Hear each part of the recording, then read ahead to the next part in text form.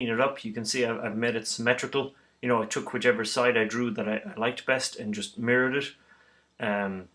My flourishes have been all these spiky, scallopy things down near the bottom, a tip, a cloven hoof tip, and near the back I decided to give the sword a fist pommel, complete with heavy metal spiky wristband. So then once I have it to the level where I want it, I start to do a line drawing over it. You know, I have one where the opacity is turned down real low, and then I just start to draw nice clean lines over all of my pencil work. This makes it easier to print these guys out, and you know, because they're only thin lines instead of, you know, I'll print out life-size copies of these to use as references when I'm actually building the thing. These squiggly lines are because I don't have a big printer. So when I'm printing this section out on the regular printer paper, I'll be able to stitch them together properly. Everything here is shockingly low-tech. One of the advantages of having done a lot of these is I have a lot of partial blanks. This was for doing the Sarah Robles sword, but I ordered it too big. But luckily, the new template will fit on here. So this stuff is called Hardox. It's probably not as fancy as whatever actual sword makers use. Being just a welder, I find it works just fine for these giant ridiculous ones. I like printing out a life-size template. I used to try and work from measurements, you know, just like take a rough measure and then try to scale it out. But with the ones with if they have any kind of weird shape at all, you're just wasting your time.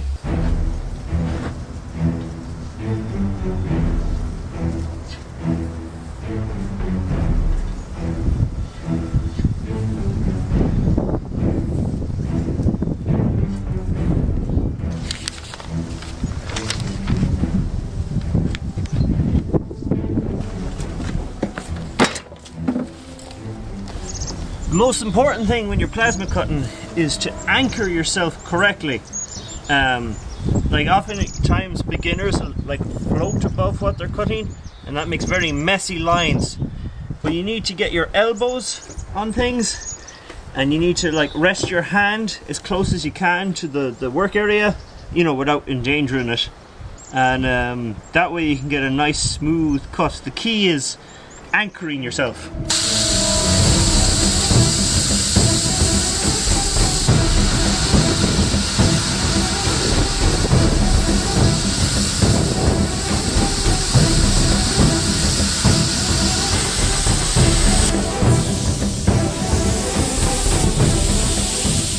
When you have to move your body, come away from what you're cutting and do a little circle. This will make starting the next line as you re-anchor yourself easier.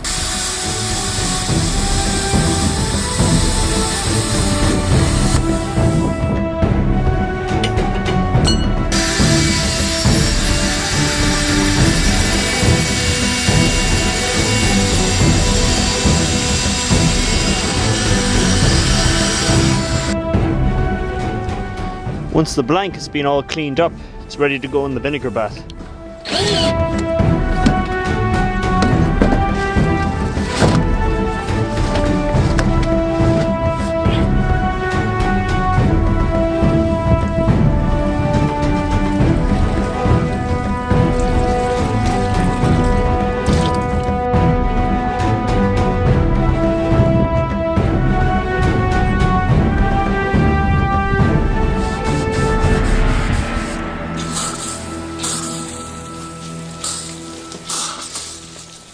The vinegar strips the top layer of scale off, and you know, that's the layer that's hardest on the abrasives. So I'm going to cut out a pair of these 1/4 inch plates that get mounted to the sword, and then this guy will be a separate 1/8 inch plate which I'll mount over the top, and then lots of cutting and grinding to get the detail. While you can just blast through thin material without drilling a pilot hole, These details are so small that I was worried about doing that, so that's what the little holes are for. Start off the plasma arc properly. Well, that's the hard bit done. That was fairly nerve-wracking. That's good enough to clean up with a file now.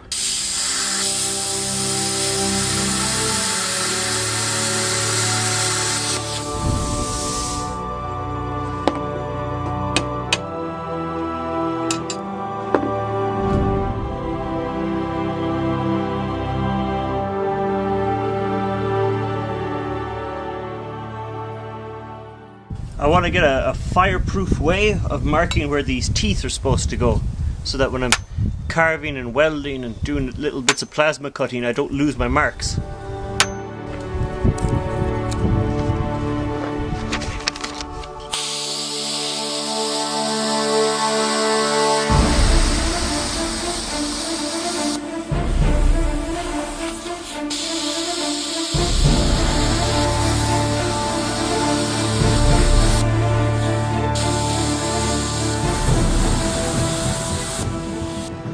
So now I'm going to use the die grinder to do almost a kind of a scrimshaw type thing where I carve into these marks to make them look more like, you know, three-dimensional teeth.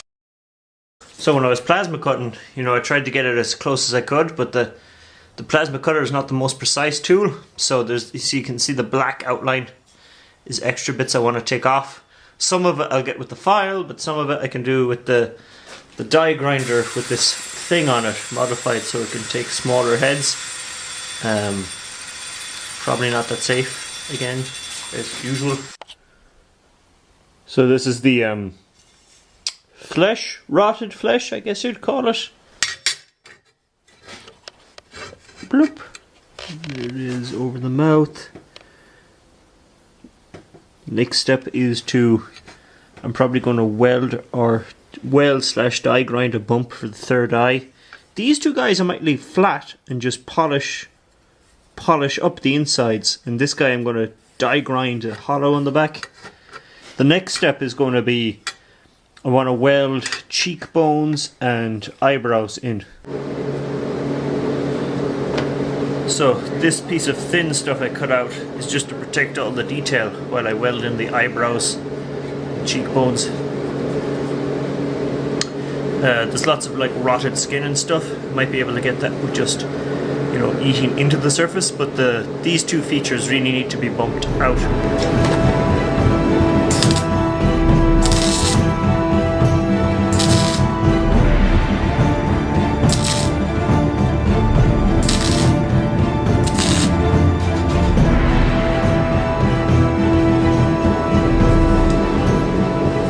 As you can see, the spatter goes everywhere. There'd be less spatter if I could do one long clean weld, but because this is, you know, thinnish material and I'm doing kind of finicky stuff, I was doing it in little zaps. If I did try to do one big weld, it might melt straight through the material, which, you know, would be a nightmare. As it is, this is going to be a huge amount of cleanup.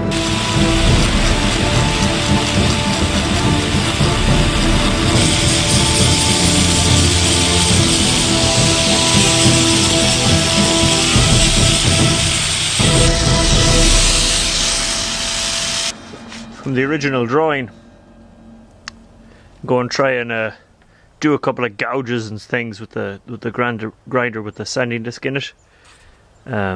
Combination of the die grinder and the sanding disc to try and mimic the kind of mottled, rotted kind of look this thing has.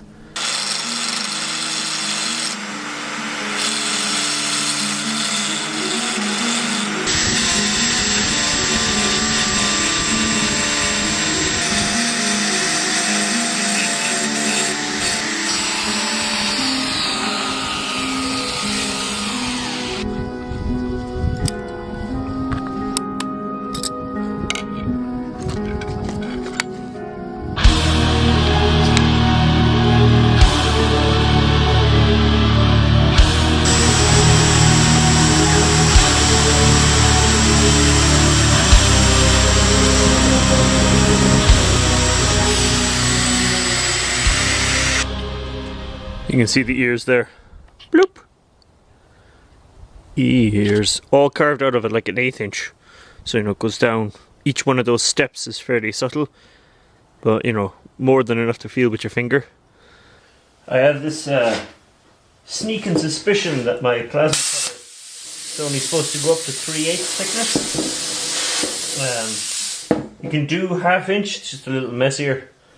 There's no real need to do the horns on the sword out of hardened steel. Regular steel probably would have been okay. It's just like an added bonus, and plus I had this piece lying around. That wasn't too bad, even though it was 1/2 inch. Whew, hot, hot, hot. I could tell that the plasma cutter was struggling. When it's struggling, instead of shooting down, the sparks will tend to shoot back up at the head, which in turn damages the head and then makes cutting more difficult. So that's one of those problems that can get out of control if you let it. Fresh out of the bath.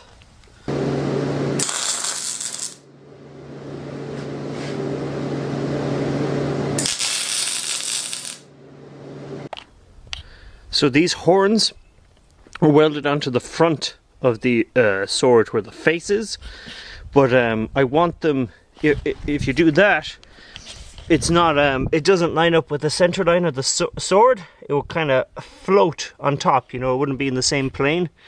So I've welded these on here, and the idea is to use heat to bring this down to the level of this plate. And this is 5/8, the sword is 3/4 of an inch thick. That will line up the horn with the same plane as the actual blade.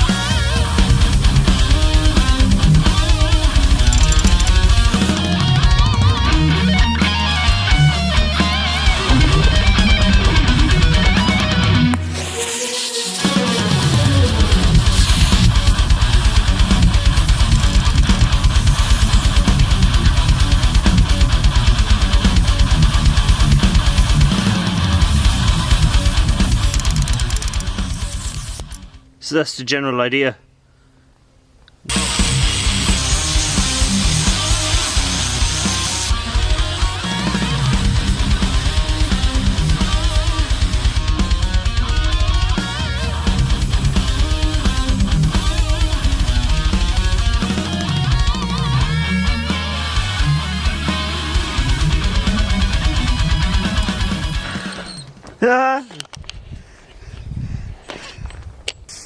This is why you work with a hose nearby. You can see I got the initial contours ground. Yeah, you can see better when I move the camera around. And yeah, but you know, so that's the start. Now it needs these like notches ground in like a ram's horn.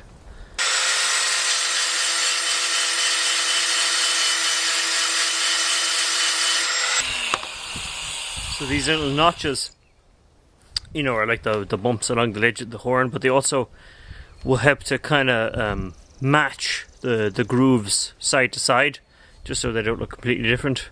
Not that anyone would probably notice.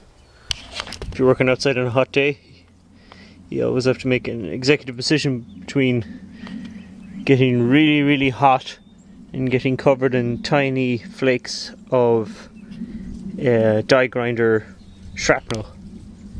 I always pick the shrapnel. I hate being hot. The way I work, a lot of the work of the disc is done by just the very edge.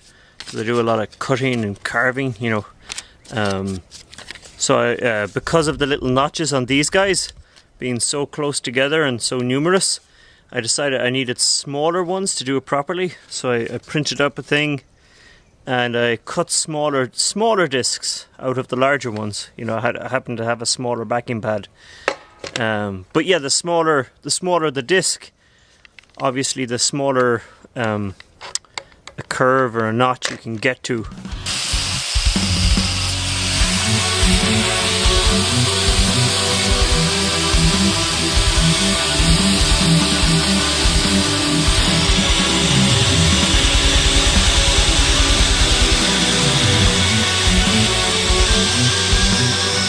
I find the steel wire brush, it's good for evening things out.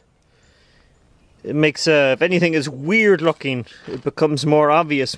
So this is one of those instances where even though I was the person who made these, even after I'm finished making them, they look kind of improbable to me. Like, if I saw them, I would not immediately jump to someone burned out the raw shape and then carved out all the notches. These two plates which sandwich the blade, because of the imprecise nature of plasma cutting, they're slightly different. So I'm going to use this guy, the die grinder, set up in the clamp vertically, coming up through a hole in a plate to make the two of them the same.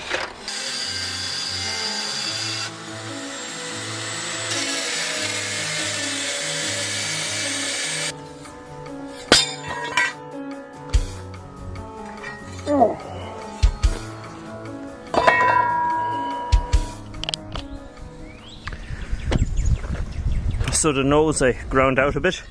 The eyes, I'm just going to polish up the base metal, because in the original art they just look white. You know, they have that you know, the Venom Spider-Man look. And the eye, the third eye, I'm going to weld a bump that'll stick out through the hole. I chiseled this in because any other sort of mark would just disappear with the heat as soon as I tried to weld it. One of the mistakes I see beginners make is they spend ages working on something and then they weld a piece and then they ruin what they previously worked on with spatter and stuff. I can't emphasize how important it is just to find thin pieces and shield off. If you're doing more welding, just shield off the areas you've already done. You'll waste so much time fixing work you've done if you don't do this.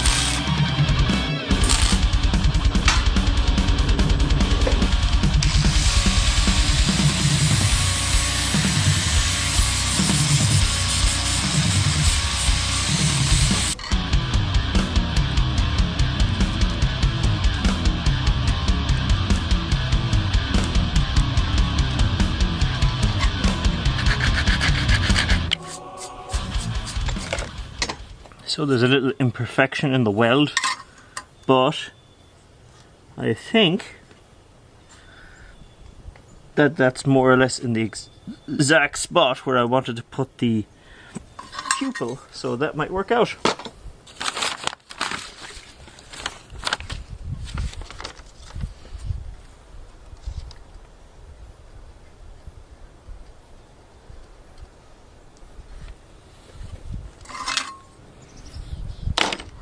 This is a short little chisel because I actually needed the middle part to make some other thing, so I took it out.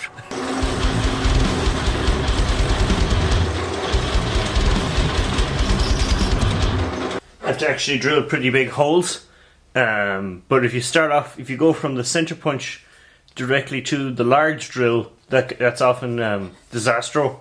So smallish one first.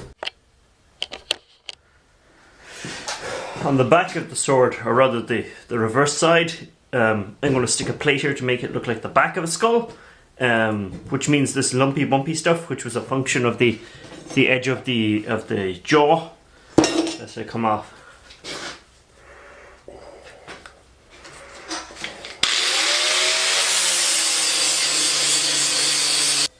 I have a feeling I'm about to Google the shape of the back of a skull. So, much as expected, the back of a skull is more complicated than you'd think.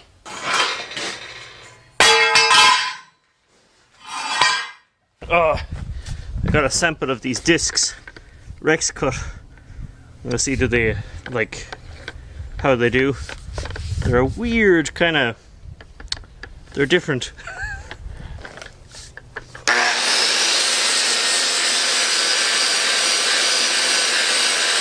As you'd expect, they're kind of odd. It's like halfway between a sanding disc and a grinding disc.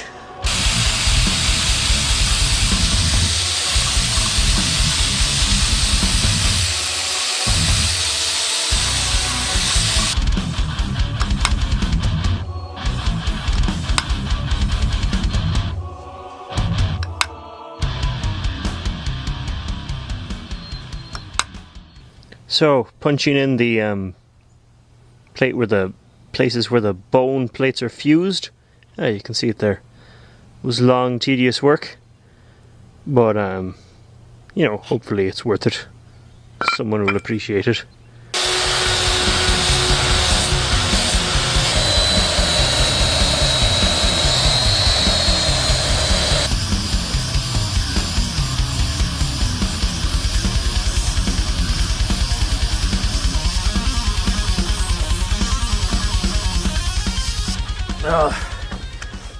Everything I do is kind of back to front. Oh man, the an actual sword blank is very small, so it's handy enough to hold it against a belt sander. So this thing I'm doing, where the blank is the heavy part, so I'm holding the sander. It's still kind of crazy because, like, you know, you're stuck at an angle doing delicate work. Your back does feel it after a while. So the thing I'm trying to show here, it's very hard to see, is that there's the way the steel was made. There's different levels of hardness inside the steel. You know, like it's the same kind of thing as you get with like a pattern of Damascus steel or whatever. You know, there's. I'm going to move the blade very slowly and see. Can you see the different?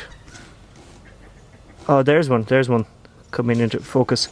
There's different like stripes, different levels. These are much less than a millimeter. Oh, it's so hard. You know, it looks like I'm actually moving the blades as slow as possible, but this is a close-up, so it's hard. So I'm going to plasma cut these. This stuff is too hard to drill. It's actually bad with my plasma cutter, at least, to gouge. That's when you don't start from an edge, when you just start from the blank metal. But I have no choice. Like this hole is 1/2 inch, but it actually has to be 3/4. You'd never, even if I had the 3/4 drill bit, you'd never punch through this stuff with it. So this guy is a little gadget I've made for drawing curved edges. You know, like when you have to mark where to grind the edge line, where to carve to. So this is 2 screws through a plate, and these holes mark the various depths you might want. You know, this is the one I normally use, 1/2 inch for the 1/4 inch plate.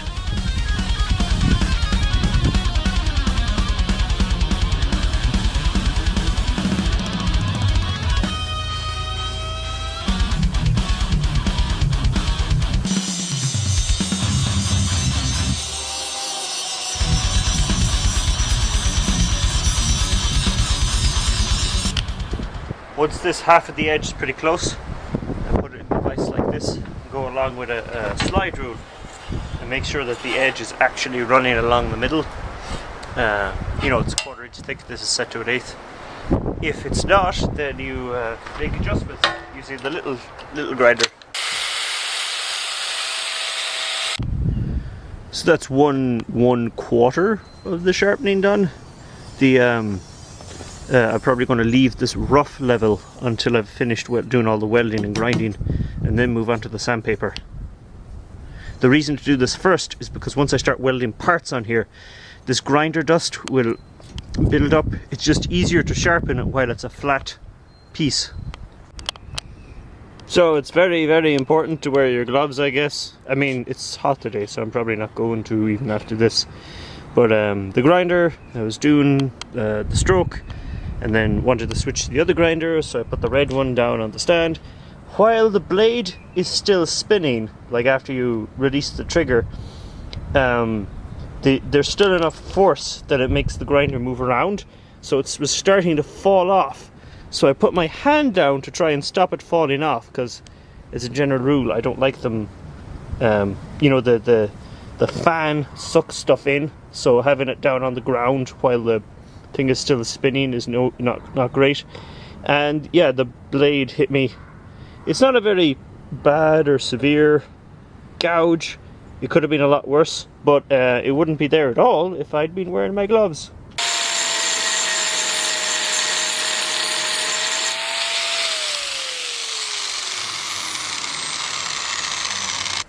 So I'm going to weld in there and then grind back, and I won't have to worry that I'm taking too much of the weld away. So on the drawing, the ears tuck behind the horns. So to do that, I'm going to grind these bits out, just bevel, so that when I go to fold the ears back a bit, shlunk, there won't be a sharp kink where it meets the edge of the plate.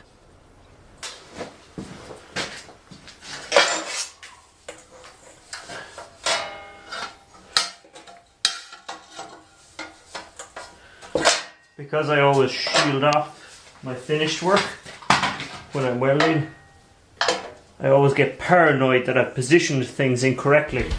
So I wanted this plate to have a bevel going around the edge. It's important to remember to do that before you join it to the sword, because it's very easy to grind now, but if this was mounted flat and the blade was, you know, here, that would be, you could do it, but it'd be a total pain in the ass.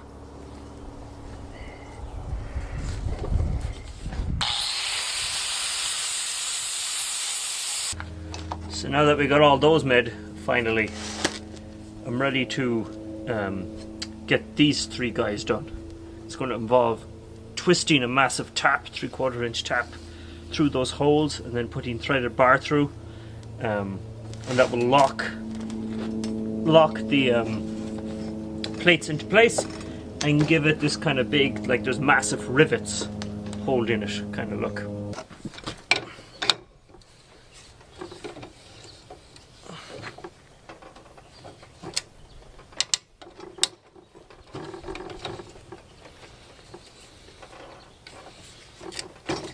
Tap has teeth facing in both directions. The way it cuts threads into a hole is you turn it a little bit and then turn it the opposite direction, and the teeth facing the opposite way snip off what you've just, you know, like you trim a little bit of the thread and then you trim off that shaving and then trim another little bit and then trim off that shaving. Normally when you're tapping a hole, the main concern is breaking the tap, because they're made out of very hard, super brittle stuff. But with a tap so big, my main concern was A, starting the thread, which I only just barely managed, and B, all the physical, like, you know, it takes a lot of physical force, especially since this is an older tap, to get it to cut. It's always a great feeling when a tap finally gets through and starts to turn freely. So now that these are tapped, the next part is to take little threaded pieces, and I'm going to braze the tops and bottoms and then screw them in from behind, probably underneath, snap off these guys and then re-braze over the spot where that was. I'll probably have to grind away a little bit of the weld as well if it doesn't break off. It won't break off completely cleanly, I will have to grind it. And then you'll have these studs that look like big giant brass rivets. Yeah! So this is my free labour experiment. Introduce yourself. Hello, I'm Malin from Boston. That'll do. So this one, I'll carve. I'm going to take a string, run the string down it in a spiral, then take a Sharpie, copy the strings spiral, and then start to carve it in. This will be, in case it's not obvious already, the handle of the sword.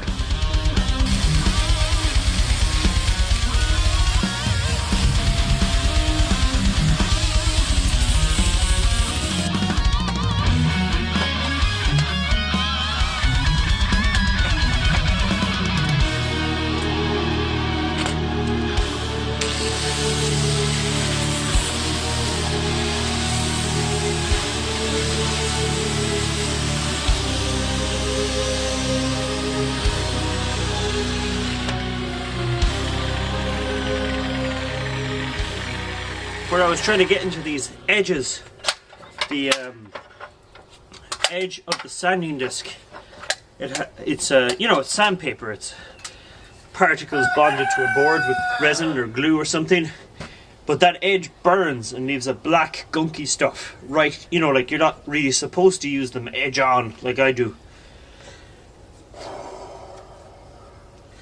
The wire brush takes it off.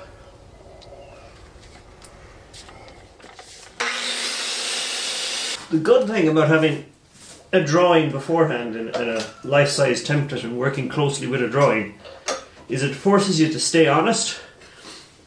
When you're making things, everything burns you and cuts and hurts. So if you don't have a clear drawing, and there's always a temptation to, just if there's a hard way to do something and an easy way to do it the easy way. Like on this drawing that I did, I have the handle flare out at the end before it connects to the skull. Would anyone really care if it didn't flare out? Probably not. But it's on the drawing. It's just good discipline. So these two chunks are actually offcuts from doing the pommel of Sarah Robles' sword. So I'm going to weld those in, and then I can cut back to the actual bevel I need.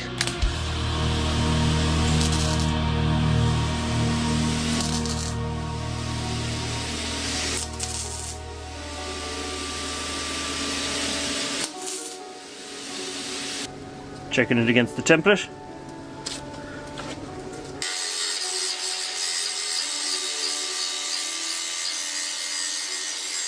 Go on. Let's hope it doesn't melt through the bottom of the bucket, or that it cools down enough before melting through the bottom of the bucket. My hand's very hot. No, don't get the welding glove wet.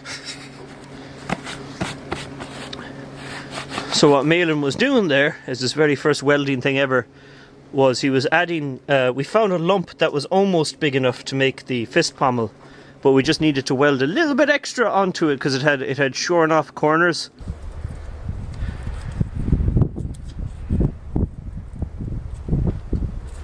Tried marking these guys with the cold chisel, so I'd, as this part gets super hot, I wouldn't lose the mark. But because this is an old sledgehammer head, the cold chisel was getting blunt, like it was the head of the cold chisel was getting squished on the sledgehammer head.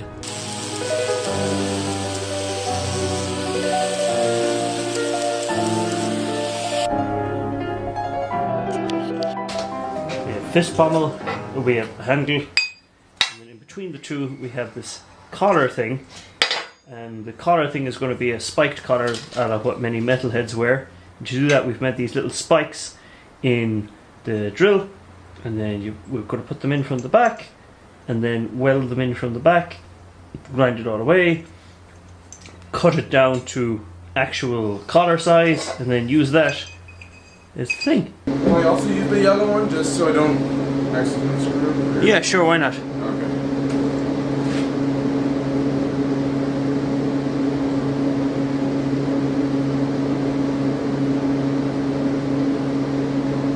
Just use a small piece of tape. It'll only take a second to do the weld.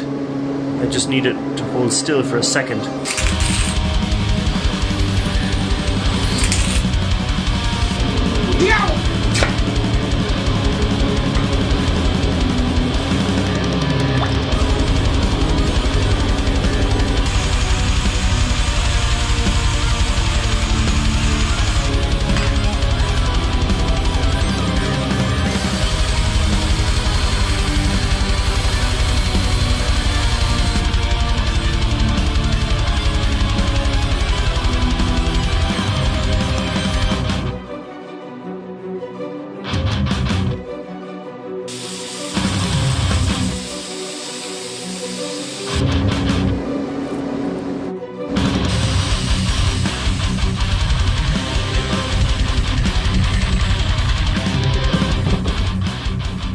A couple of little bits of spatter in this crack that I want to get out. I'll have to get a needle file.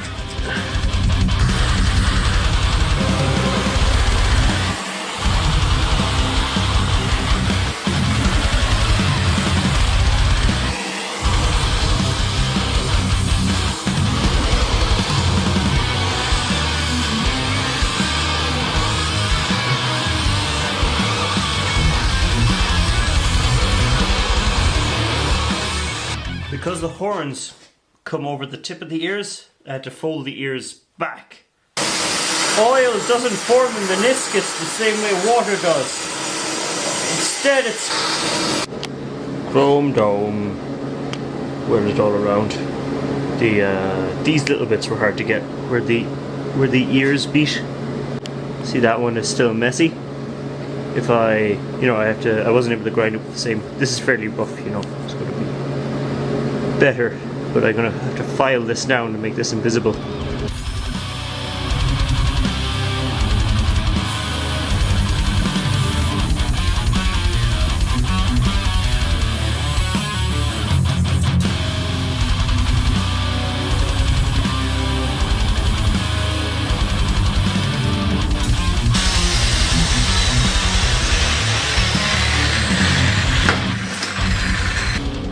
This is called a plug weld, where you weld into a hole and then grind back afterwards to join a plate on flat.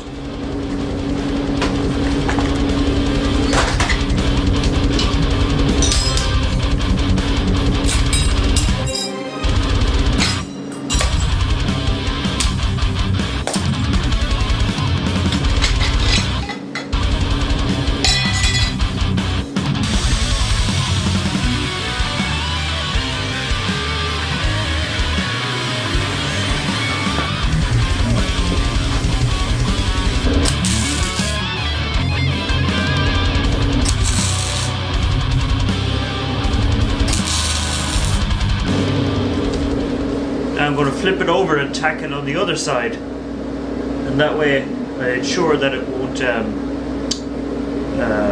it's not going to pull in ways I don't want it to.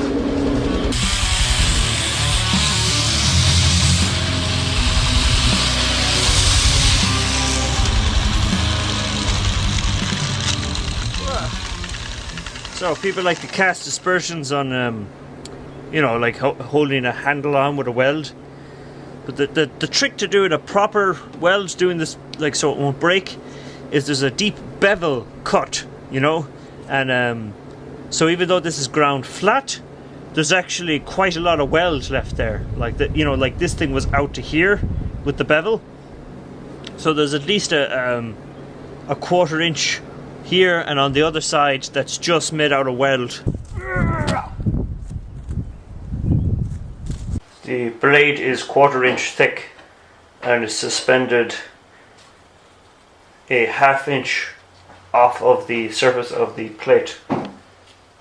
The horns are 1/2 inch thick, so I'm suspending it 3/8 of an inch off the plate. See, with the template you run into the problem of the trying to figure out the relationship between a flat object and a three-dimensional shape. Parallax can confuse you. I'm going to have to make a guard for all of this business. So I had to snap this guy off because it joined along the edge, but that was its job. You can see how close the weld came to the eye. And I'm going to weld this guy on the back too, but now that's locked into position. The amount of force you'd have to apply to get it to move would be frightful. El Disastro! While the guard kept 90% of the detail safe, one part blasted through and dripped onto the eye. So that's going to take a lot of careful die grinding to get rid of.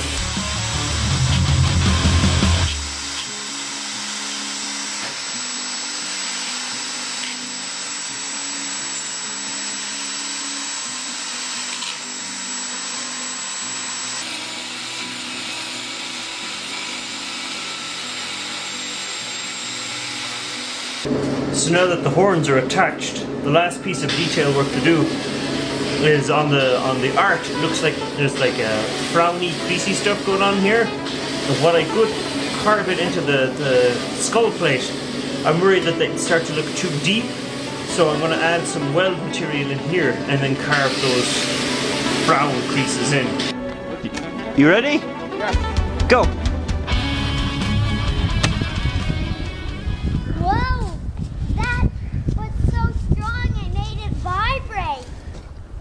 For the last fine polishing, I used these guys.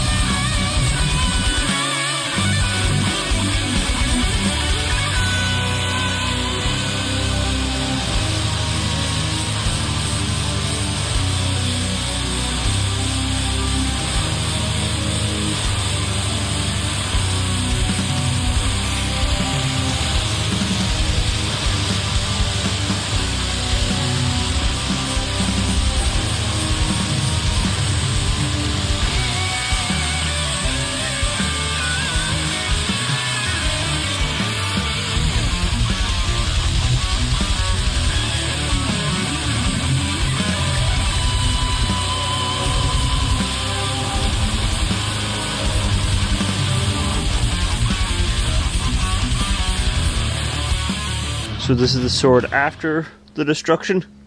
You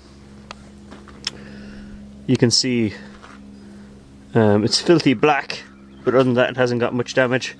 You know, I can't see anything major.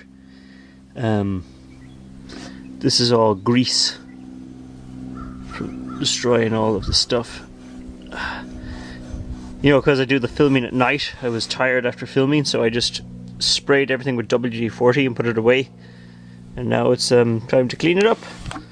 If you're ever attaching flaming rags to your own swords for purposes, I would recommend, if it's a short-term thing, you don't care about like the rag staying on there too long, it's only to light something else, to use the painter's tape. I used to use duct tape a lot because it was lying around, but duct tape is a plastic and melts, so when it burns onto the sword, whereas this black stuff I'm taking off is like oily residue left by the burning gas. But the duct tape used to just be a nightmare. It would like melt onto the surface, and then you had to use acetone and brute force to get it off, and it would often take ages, you know, far longer than the actual burnt gasoline disaster itself. You'd be ages sticking around with the duct tape. Sometimes I'd even use a heat gun and a scraper if it was real bad. Don't put duct tape on your swords, especially if you're going to set them on fire. I have a pretty big cut on my hand, so when you have a cut on your hand, you should be careful not to get acetone into it. Burns like hell. God, it hurts. so much. But you know, in a good way.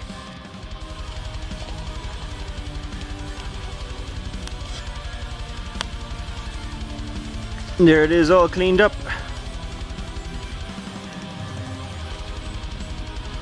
Ready to be crated and shipped.